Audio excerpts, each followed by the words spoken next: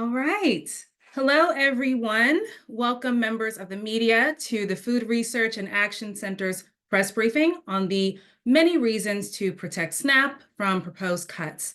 As a reminder, today's briefing will be recorded and shared with you all following the call. Today, FRAC will release new state-by-state fact sheets that highlight SNAP participation, including data for rural areas. The fact sheets illustrate who would be impacted by any cuts to SNAP, and you'll also hear from our experts who will discuss the critical role that SNAP plays in supporting families and businesses and highlight the devastating ripple effects potential program cuts would have on communities and the broader economy. This briefing comes as FRAC prepares to launch its SNAP Challenge, which kicks off March 18th through the 20th. The challenge offers an important opportunity to raise awareness about the critical role of SNAP and the need for Congress to protect and strengthen the program. Our speakers today include Representative Shontel Brown, who represents Ohio's 11th Congressional District and serves as vice-ranking member of the House Agriculture Committee. We also have Mike Fonkert, the Deputy Director of the Kansas Appleseed Center for Law and Justice, where he oversees policy initiatives related to juvenile justice, criminal justice, and child welfare. We're also joined by Laquita Honeysucker, Director of the Civil Rights and Community Action Department of the United Food and Commercial Workers International Union, the largest private sector union in the US. Ms. Honeysucker is also a board member of FRAC. We are joined also by Dr. Eddie Ochoa, a pediatrician at the University of Arkansas for Medical Sciences and practices at Arkansas Children's Hospital in Little Rock, where he serves as Vice Chair of Partnerships and Child Health Advancement for the Department of Pediatrics. We're also joined by Sierra Edmiston, a former SNAP recipient who will share her story and also highlight the importance of SNAP. Salam Bhatti, FRAC SNAP Director, is also here with us. He works to strengthen SNAP access and benefit adequacy. And last, we have Crystal Fitzsimons, FRAC's interim president, who leads the organization to achieve its vision of a nation in which all people have the nutritious food they need to lead healthy and productive lives. Around 1:27, possibly 1:28, we will open it up for the media for a Q&A. So please, using your laptop or computer, raise your hand, and during that time, we will take you off mute. So I will hand things over to Crystal Fitzsimons. Thanks, Jordan, and thanks to the members of the media who are on today's call. More than 47 million people in America live in households that struggle to get the nutrition they need for their health and well-being. Families with children and those in southern and rural regions are disproportionately impacted by hunger. If not for federal nutrition programs like SNAP, hunger in this country would be far worse. Now is not the time to pull the rug out from under struggling families by cutting funding for programs like SNAP. This would only worsen hunger and poverty. By protecting and strengthening SNAP, Congress can ensure that families have the nutrition they need to thrive and that our communities and economy grows stronger.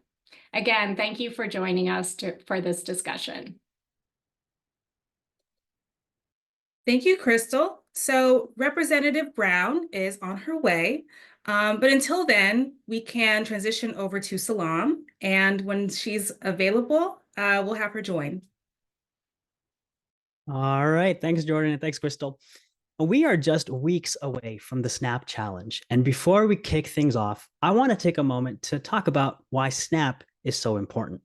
SNAP is our nation's first line of defense against hunger, providing over 42 million people with access to food and critical financial assistance to put that food on the table every single month. Now, our recent data shows that between 2019 and 2023, the 5-year estimate for SNAP participation show that 47% of SNAP households have children. 37% have an older adult who is over 60 years old, and 49% have people with disabilities in their households. So without access to adequate food, families face higher stress levels, poor health outcomes, and increased debt.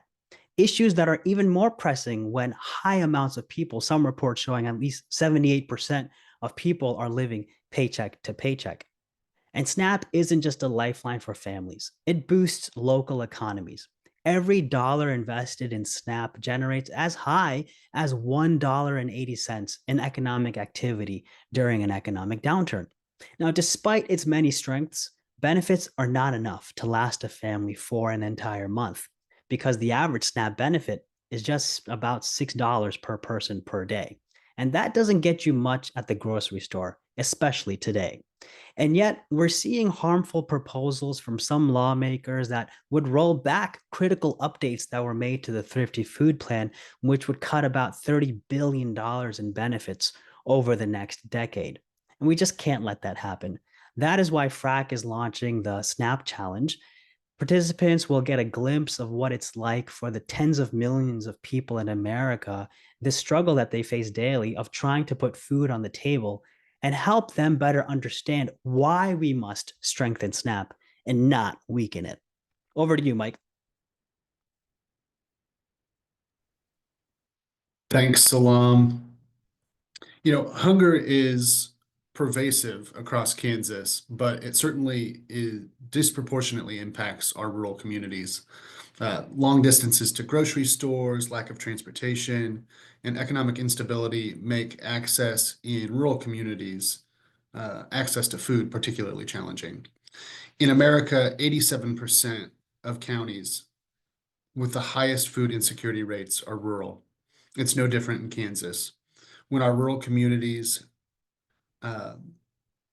struggle, we all struggle. And we see regions across Kansas, particularly rural regions, showing higher and increasing rates of hunger and poverty.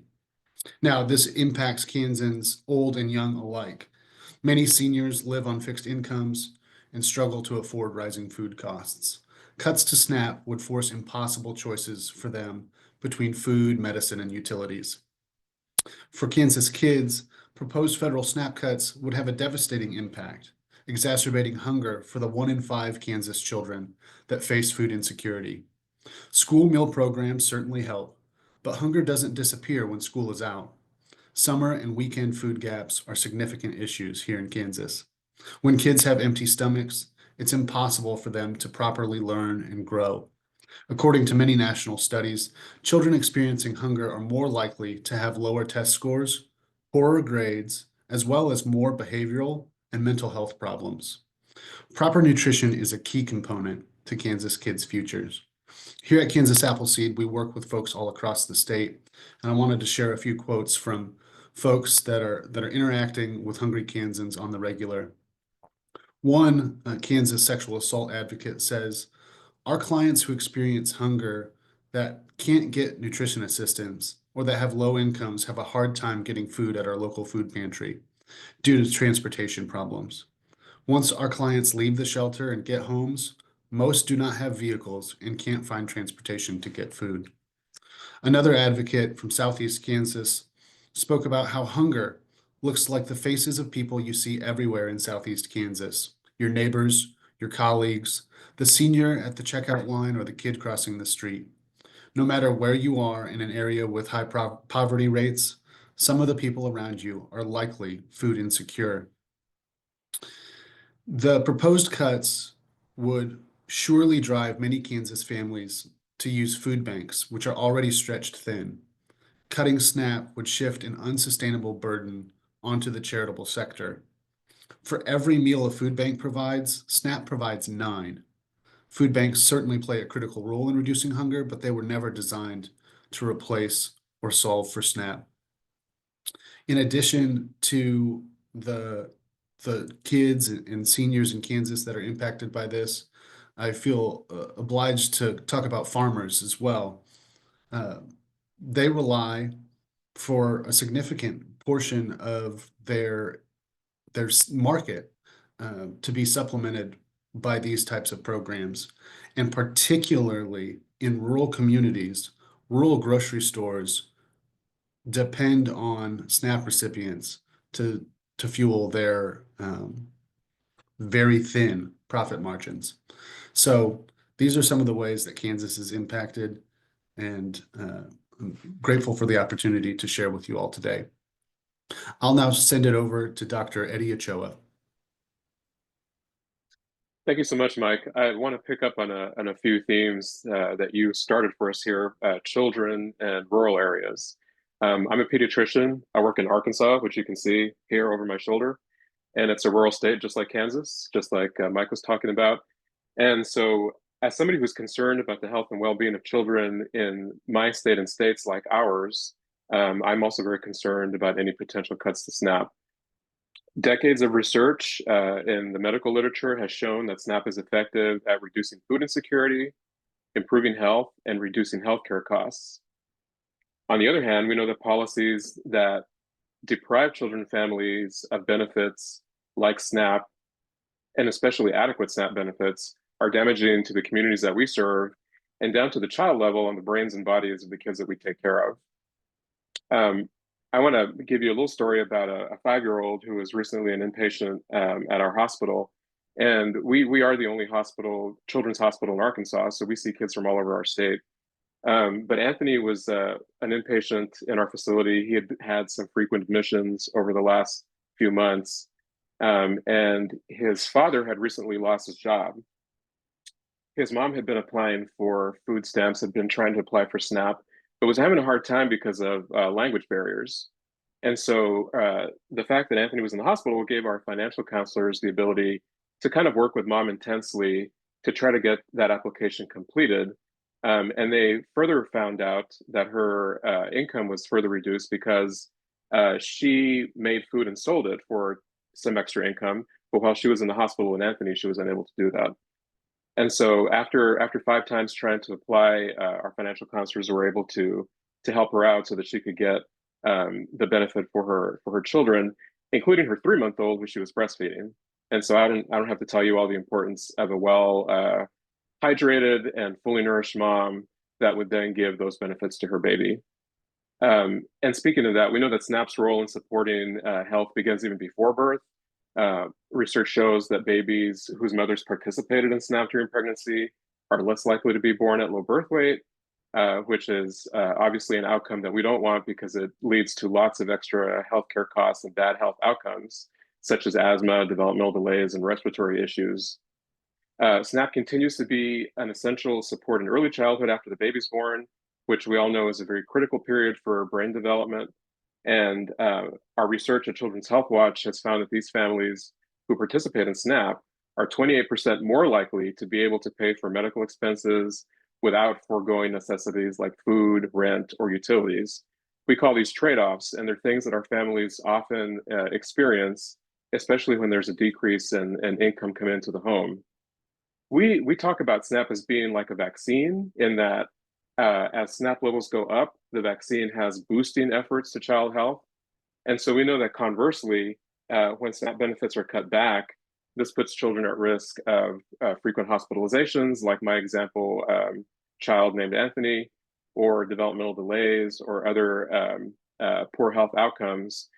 We showed in our research that SNAP benefits when they were reduced, were 22% more likely to have children in the home that were in fair or poor health in comparison to families that did not have their SNAP benefits reduced.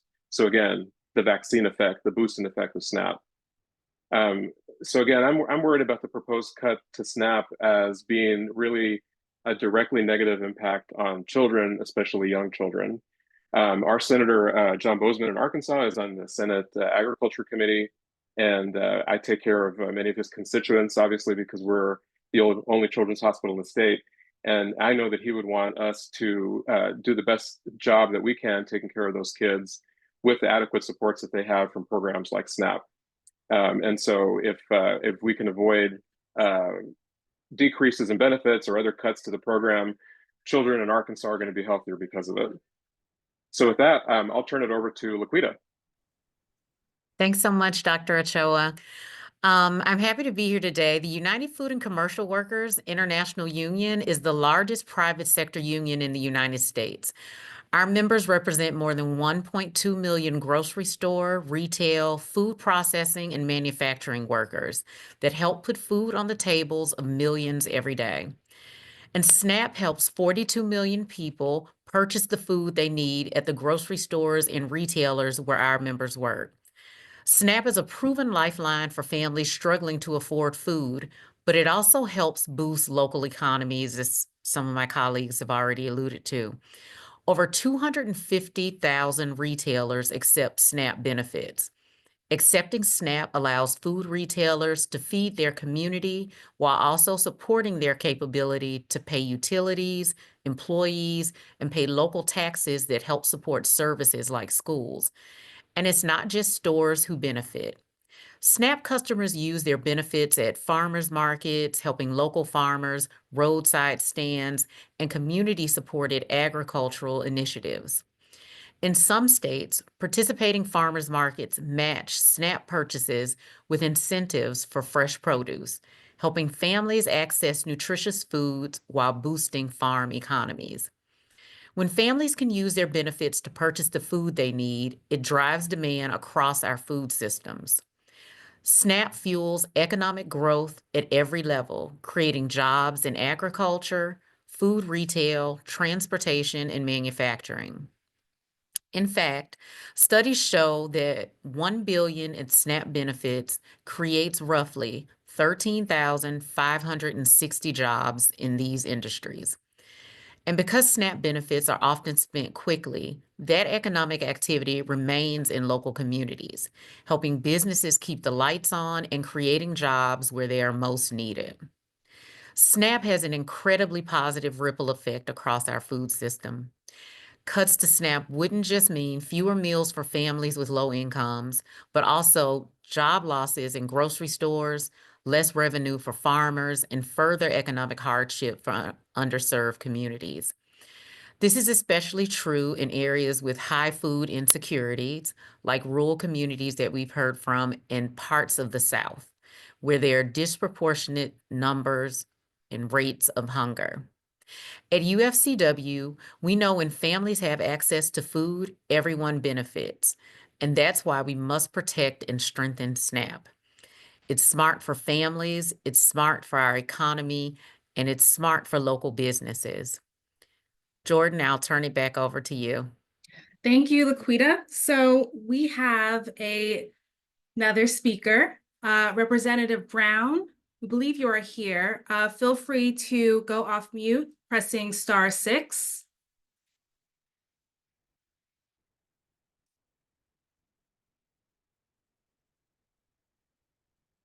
Hello? Okay, Hi. there we go. Hi, guys. Thank you to the Food Research and Action Center for organizing this call. I am Congresswoman Shontel Brown, proudly representing Northeast Ohio. I also serve as the vice-ranking member on the House Committee on Agriculture, where we have been fighting to defend SNAP since Republicans took the House in 2022. Obviously, it is a very chaotic and upsetting time right now in Washington. We have an oversight committee markup going on just now. And because of that, I'll only be able to join you briefly. But I wanted to make sure that I could carve out some time because this is such an important issue. And that's why I also want to thank all of the speakers joining us today. The truth is this, poor people, working people, people in need, they can often be overlooked in Washington. And the fact of the matter is they can be overlooked in all of our districts as well. So I'm grateful for FRAC and UFWC, people who work in public health and people who work in our food banks across the country, because they have been the true champions for fighting hunger. And I think it's important to highlight the fact that 1 in 5 households in the district, 1 in 5, that's 20%, rely on SNAP benefits. We're talking about 160,000 people. And I find it really appalling that Trump, Musk, and House Republicans are cutting taxes for the wealthiest Americans, and they are paying for it by cutting Medicaid, SNAP, and other key programs. Half of these tax cuts, half of them go to people making more than $450 $6,000 a year.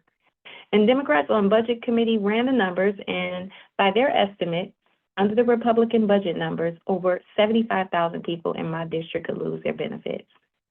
That would be devastating.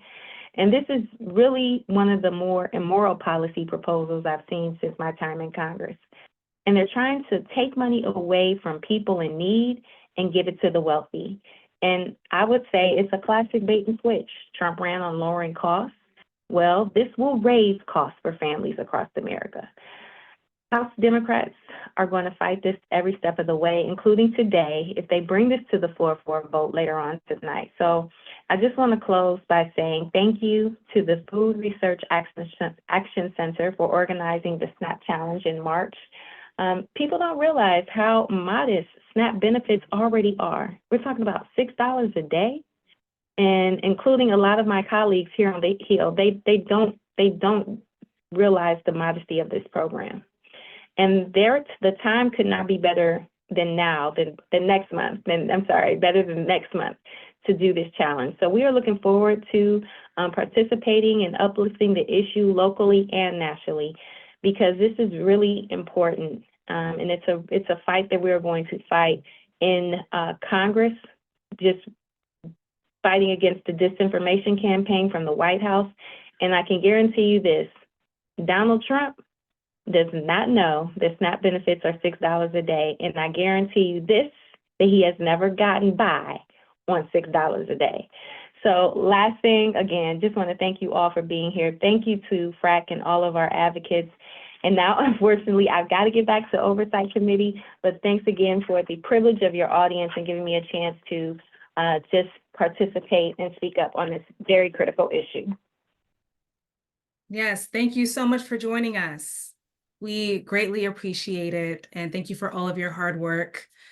And I guess given the time now, so we also wanted to dive into some stories. From coast to coast, FRAC has been hearing the same messages from people who have shared their stories about SNAP. Families are struggling to afford basic groceries, and any reduction in benefits would force them to make the impossible choice between food and rent, between feeding their children or skipping meals themselves.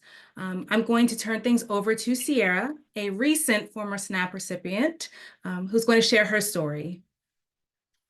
Hi, again, my name is Sierra Edmonston, and I am a single mother of 4 amazing children, all with special needs. I come from the small town of Hastings, Nebraska, in what is considered to be the breadbasket of the nation. And while you would expect someone in an area that produces so much food to not have issues with food insecurity, that was not my experience. The first time I remember food security being a real issue was when I moved out of the house and was pregnant with my oldest. There were many times where I skipped meals with my ex-husband, where he would eat one day and I would eat the next. Once we had SNAP in the 3rd trimester, when they counted the baby as a person, we were able to eat at least once a day. After my son was born and off of formula, we were back to eating every other day for a while, so we could make sure he could eat.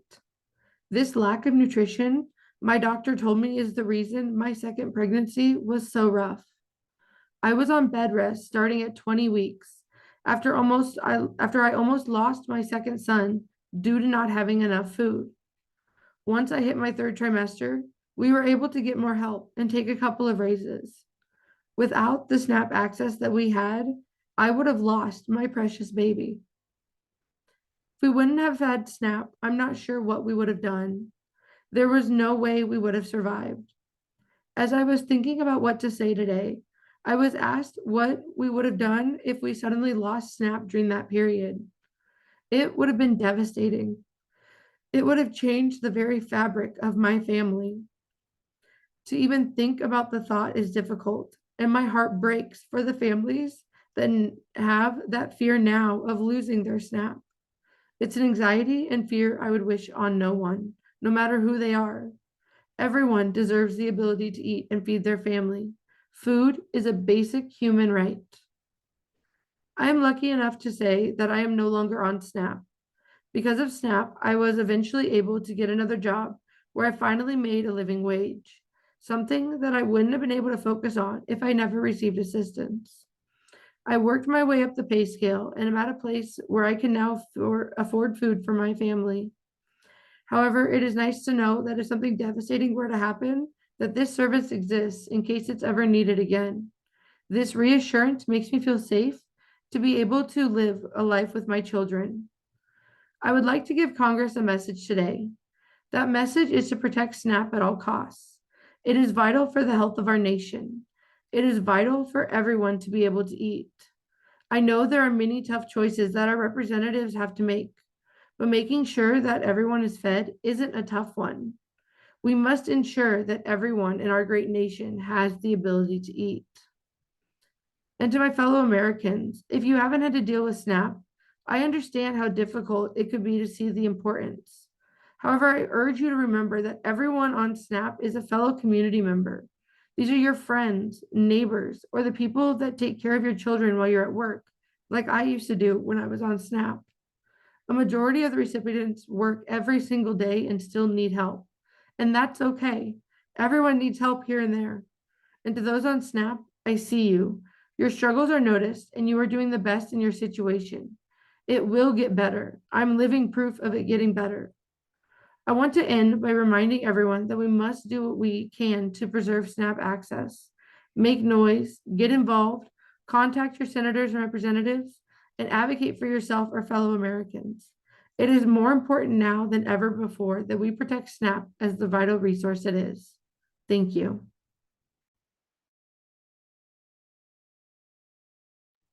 Okay. Thank you so much for that. I'm sorry, everyone. Thank you for sharing your story. Okay, and thank you so much for our speakers for joining us for this panel. I'm going to go off camera for a bit. But what we'd like to do is start with a Q&A. So if you'd like to ask questions, please raise your hand and we will take you off mute.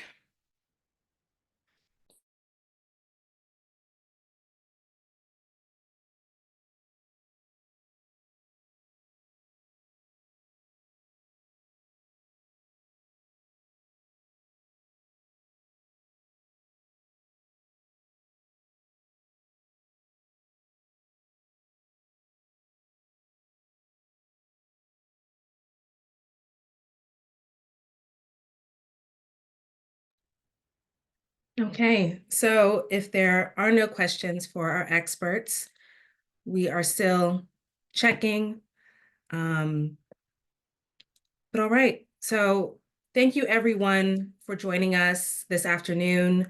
As a reminder, this has been recorded, so we will send around the recording later on today. If you have any questions, please follow up. You know how to reach me. My email is jbaker@frac.org. And if you'd like to schedule a follow-up interview with our experts, we are happy to coordinate. And again, we encourage you all to participate in the SNAP Challenge. Salam had included the link in the chat, and we look forward to seeing your story and hearing your voice. And thank you again, and hope you have a great rest of your afternoon.